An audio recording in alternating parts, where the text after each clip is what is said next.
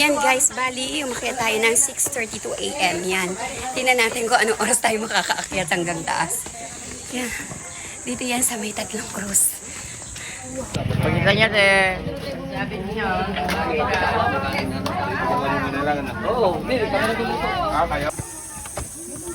Grabe guys, ang dami talagang umakyat dito sa tatlong krus.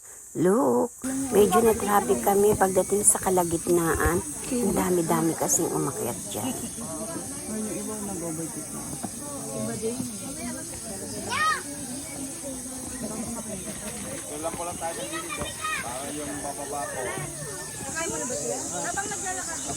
Ayan guys, yan ang tanawin dito.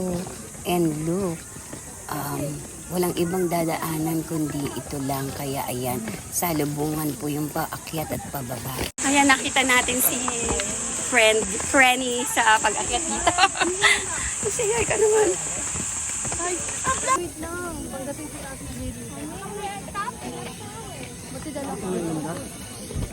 Ayan, sa kalagitnaan pa lang yan ang ating aakyating 560 steps, guys. Ayan, guys. Dito pa lang, kitang-kita mo na yung mga kabahayan sa baba. Ayan. Look. Ayan, guys. Marami din nag-stop over dito sa lugar na to.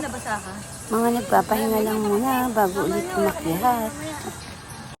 Ayan, guys. Medyo na pagod tayo. Sumakit ang ako kaya nagpahinga tayo kahit ilang minuto. Mga 2 minutes lang okay na. Yan, kasama si Bunso. Si Bunso gusto niya pa, hindi siya napapagod. Gusto niya tuloy-tuloy. Pero paano naman ako, di ba?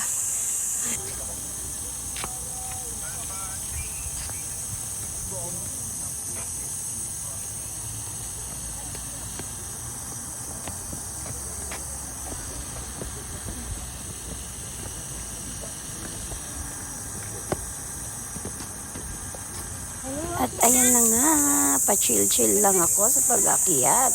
Pangiti-ngiti lang, pero hindi mo alam. Pagod na yan. Ayan si Bunso. Look, parang hindi siya napapagod. Bilib na bilib talaga ako sa kanya. Iba talaga ang mga bata. Okay. Palapit na tayo ng palapit, guys. Ayan, malapit na tayo. Medyo hinahapon na ako dyan. Pero hindi tayo pwedeng tumambay dyan. Gusto ko makarating na rin sa taas. Mabuti na lang talaga. Dala ko ang aking neck pan. Malaking bagay yun. Nakakatulong para maibsan ng konti ang init. Yan, nandito na tayo sa taas. Look guys, yan na lang ang aakyatin. Para punta ka mismo dun sa may cruise. Napakaliit na hagdanan na lang yan guys. Kaya kami, dito muna kami dumiretso. Nagtirik muna kami ng kandila dito sa parang chapel. Andyan kaming dalawa ni Bunso para magtirik ng kandila. Ayan, merong mga altar dyan, si mga Mary, Cruz. Ayan, sila Jesus. Sobrang init dyan guys dahil sa mga nakatirik na kandila. Nag-pray-pray lang kami dyan. Then after nyan, umakyat na rin kami doon sa tatlong krus. Ayan, finally, nandito na tayo sa mismo tatlong krus. Ayan, ang daming tao guys at sobrang tirik ang araw dito dahil nandito na tayo sa pinakatuktok ng bundok. Ayan guys, dito tanaw na mo ng lahat. Kung ulongga po, natatanaw mo na dito. Sobrang init pero may hangin naman. Kaya ayan, nagpicture-picture naman kami ni Bunso. Wala nagpipicture-picture dyan guys. Ask ko si Bunso kung nakita niya yung bahay namin. Pero sabi niya, ang liliit daw, hindi makita. After an hour, bumaba na rin kami. Total, nakapagpahinga na rin naman kami at narating na namin ang lugar na to. Kaya, naisip namin ni Bunso na bumaba naman at meron pa kami ibang destination. Sa pagbaba guys, mas kailangan ng iba yung ingat kasi yung puwersa ng iyong binti ang kailangan dito lalo na at wala naman tayong mahahawakan pag bumababa dito. Nakakapagod guys pero masaya naman, magaan sa pakiramdam pag umakyat ka dito. Tamang-tama yan, guys. Dahil nagbabawas tayo ng timbang. Ilang kayang calories ang nabawas sa akin? Na-burn. Ganon. Yes, proud na proud ang inyong Sisi Bell. Dahil nakaya kong umakyat dito. Actually, this is my first time. Good luck na lang sa akin mamaya. Sigurado, sakit ng katawan is real. Ayan guys, nakaabang na palang aking anak is doon. Kaya pala nauna siya at ibibidyo niya ako. Look. Ayan, after niyan, last na pala yan. Hindi na kami nakapag-video dyan kasi sineryoso na namin ang pagbaba. Nandito naman kami ng grotto niyan. Ayan guys, paakyat naman kami sa grotto. Ayan, dito sa grotto, nakasabay na namin ang aking daughter at ang kanyang partner. Hi! Panibagong akyatin na naman. Pero dito, mababa lang. Hindi katulad sa 3 cruise. Dito, isang straight lang na pataas ang aakyatin. Ang daughter ko, nagkita nga pala kami kanina sa 3 cruise. Ayan, look. Mukhang pagod na siya. Sabi niya, mas malakas ang resistensya ko kaysa sa kanya. Ayan, may chapel din dito. Akyat sa grotto. Tara na guys, akyat na tayo.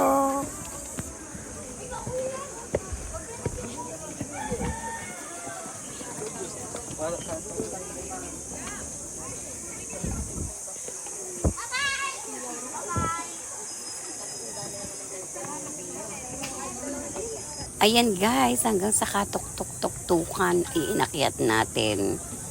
Look, napakataas pero okay lang. Magaan sa pakiramdam. Ang isang sakripisyo para sa pagdadalamhati natin kay Jesus Christ sa pagtubo sa ating mga kasalanan.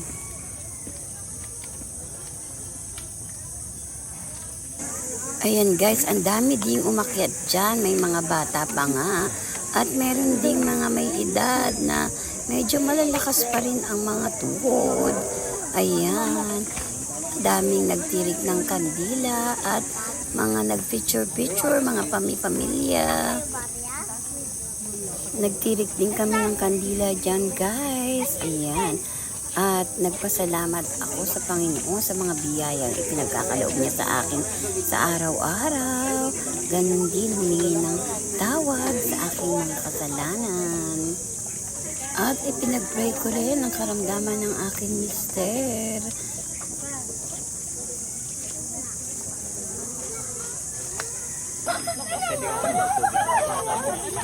Pero alam mo mama, meron din ang ganito. Ayan guys, umupo-upo muna tayo dyan, nagpahinga. At maya-maya ay bababa na rin tayo. Yan, nandito kami sa grotto guys. Bigla. Dito na. Masay na lang ako. Maganda ka ba? Fresh from ano.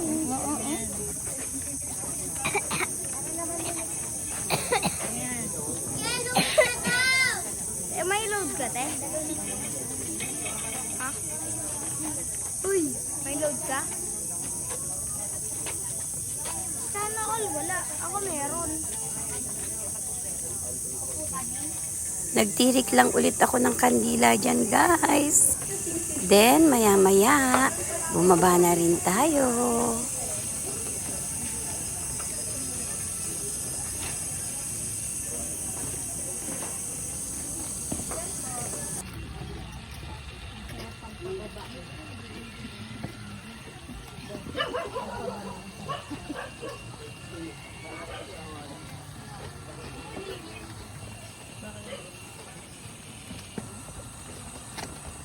Ayan, finally, nakababa na tayo. Malapit na tayo sa kalsada. At ayan, guys, dahil napagod tayo sa pag-akyat sa mga bundok. Ayan, hindi po pwedeng hindi tayo kakain. Ayan, yan ang gustong-gusto ni Bunso. Yan, waiting tayo dyan, guys, ng ating order. Ayan si Bunso. Iniisip niya kung maglalaro siya dyan sa may padulasan na yan. Kasi naalala niya nung bata siya, lagi daw siyang naglalaro dyan. Yes! Ayan ang ating order. Yan ang para kay Bunso. At ito naman ang para sa akin. Chicken fillet with rice and fries. Kay Bunso naman is burger steak. Okay guys, kain na kami. Hanggang dito na lang po. Thank you for watching.